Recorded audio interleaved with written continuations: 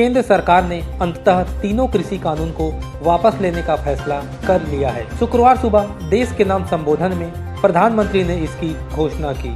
कृषि कानून के विरोध में किसानों का यह आंदोलन 14 महीने की तकरार, 11 दौर की बातचीत, सुप्रीम कोर्ट का दखल और सैकड़ों किसानों की मौत के बाद मोदी सरकार को झुकना ही पड़ा। कृषि कानून वापस लेने को लेकर शहर के भाजपा कांग्रेस के नेताओं ने अपने विचार रखे। किसी ने इसे किसानों की जीत कहा तो किसी ने प्रधानमंत्री की संवेदनशीलता करार दिया।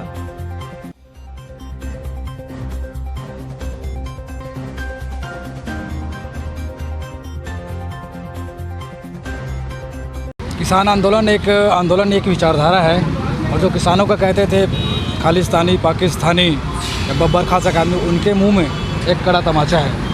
देखिए, पूर्व में भी हिमाचल प्रदेश, उत्तराखंड में जो चुनाव में जो रिजल्ट आया है उसका परिणाम बीजेपी के विपरीत था।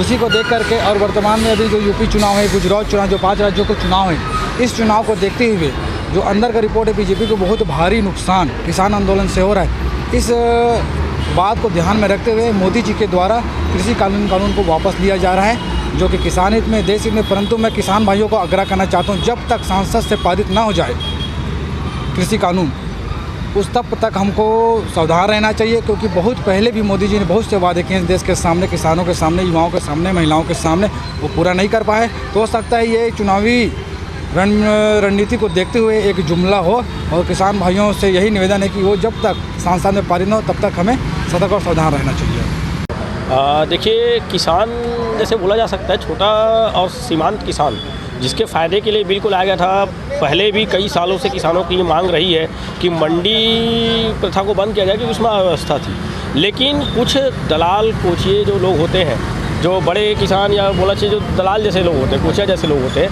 उन्होंने अपनी पूरी ताकत लगा दी, पूरी ताकत झोंक दी थी। और मोदी जी ने भी अपने वक्तव्य में जैसा कहा कि हम किसान के एक वर्ग को, जो मूलतः पंजाब के और हरियाणा के क्षेत्र से आते हैं, उनको समझा पाने में हम असमर्थ रहे।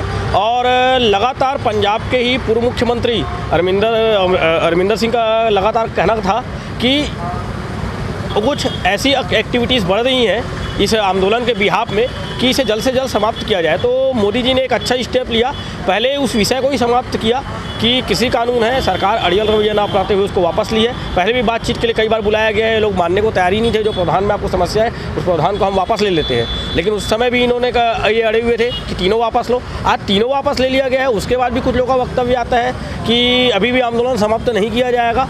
तो आने वाले समय में इनके सारे परिणाम हमको देखने को मिलेंगे। देखिए, माननीय नरेंद्र मोदी जी ने कृषि कानूनों को लेकर के जो बहुत लंबे समय से समीक्षा की जा रही थी, उसके आधार पर नए कृषि कानूनों को संसद में पेश किया था। लोकसभा के साथ साथ राज्यसभा में भी, जहां पर भारतीय जनता पार्टी की सरकार का पूर्ण बहुमत नहीं था, वहां पर भी ये विधेयक जो है पारित होकर कानून बना था। इस कानून को लेकर के जो कृषि वैज्ञानिक हैं और इसके अलावा अर्थशास्त्री हैं और जो तमाम जो विषय से संबंधित लोग हैं, उन्होंने इसकी सराहना भी की थी। परंतु कुछ विशेष क्षेत्र के लोग, जिनको इस कानून से एतराज़ था, उनको लेकर के भी सरकार ने अनेक प्रयास किए कि जिस भी मुद्दे पे एतराज़ है, उस विषय पे हम बातचीत करके और उसमें संशोधन कर सकते हैं। परंतु चूँकि कुछ लोगों की ये मांग थी कि ये तीनों कृषि कानून को समाप्त किया जाए, और पिछले 13-14 महीनों से भले वो पूरे देश का प्रतिनिधित्व नहीं करते, लेकिन कुछ किसान जो हैं वहाँ दिल्ली में आंदोलनरत थे, उनको गुरु पर्व के अवसर पर माननीय प्रधानमंत्री मोदी जी ने उदार हृदय दिखाते हुए और इस कृषि कानून को समाप्त कर उनको घर जाकर के खुशी खुशी अपना त्यौहार मनाने के लिए आग्रह किया। और इसके साथ ही किसानों की चिंता करते हुए जो सभी संबंधित विभाग हैं, सभी संबंधित लोग हैं, उनको लेकर के एक कमेटी बनाने का निर्णय लिया, जो सरकार को किसानों की खुशहाली को लेकर के जो महत्वपूर्ण सुझाव देगी और जिस पर आगे चल के सरकार काम करेगी। छोटे किसान का समर्थन नहीं मिला कृषि कानून में, क्या इसको सरकार समझाने में नाकाम थी? माननीय मोदी जी ने यह भी स्वीकार किया कि कहीं ना कहीं हमारी तपस्या जो है वो अधूरी रही। हम 100% किसानों को समझा पाने में शायद कहीं ना कहीं हमसे चूक हुई। इस वजह से हमको आज यह एक बहुत ही किसानों के लिए उपयोगी कृषि कानून जो है उसको रिपील करना पड़ रहा है, उसे वापस लेना पड़ रहा है। निश्चित रूप से फिर से बैठेंगे, फिर नए सुझाव मंगाए जाएंगे और किसानों का हित कैसे हो सकता है, छोटे किसान जो कि जिनकी 2 हेक्टेयर से भी कम ज़मीन है, उनको हम कैसे उनकी आमदनी दुगनी कर सकते हैं, इस दिशा में हमारा प्रयास निरंतर जारी रहेगा। क्या इसे सरकार की हार मानी जाए? सरकार की हार नहीं, इसको सरकार की संवेदनशीलता माननी चाहिए, क्योंकि सरकार प्रत्येक 135 करोड़ देशवासियों की है और उसमें से कोई भी यदि किसी भी कारण से परेशान रहे। बिल्कुल किसानों की अभी आधी जीत है, देर आए दुरुस्त आए। बड़ी देर हो गई हुजूर आते आते। इस तर्ज पर मोदी जी ने जो 3 कृषि कानून वापस लेने का जो निर्णय लिया है, वो किसानों को अगर केंद्र में रख के उनके हितों के लिए अगर योजना बनाते हैं तो इनको वापस लेने की ज़रूरत नहीं पड़ती।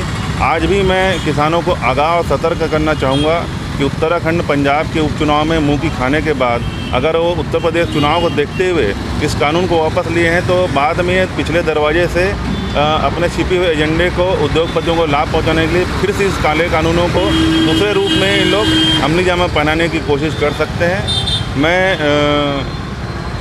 यही कहना चाहता हूं कि हमारे जो तीनों कृषि कानून को वापस लिए हैं, इसके पहले भी भूमि अधिग्रहण बिल को वापस लिए थे नरेंद्र मोदी जी, जो किसानों के अभी आधी लड़ाई जीते हैं। और हमारे नेता राहुल गांधी जी लगातार बोलते आ रहे थे कि अभी दिल्ली के बॉर्डर में जो बैरिकेड हटाए थे उसके बाद पूरे देश में किसानों के सामने उनको झुकना पड़ेगा, कि जो आज यथार्थ रूप में फलीभूत होते हुए दिख रहे हैं। और नरेंद्र मोदी जी और उनके लोग जो हमारे किसानों को खालिस्तानी पाकिस्तानी आतंकवादी कह करके, जैसे हमारे भाई अभी बोल रहे थे कि वो पाकिस्तान का झंडा कहीं का फहराए, वहाँ पे खालिस्तान का झंडा फहराए, लेकिन उनको ये नहीं मालूम कि वो नरेंद्र मोदी जी और भाजपाई नेताओं के साथ उनके फ़ोटो पाए गए और उनके खिलाफ़ अभी तक कार्रवाई नहीं की गई। और बड़ी मुश्किल से जब सब लोगों ने आंदोलन किया, वो सर्टिफाइड हो गया, तब उसके खिलाफ़ एक्शन लिया गया।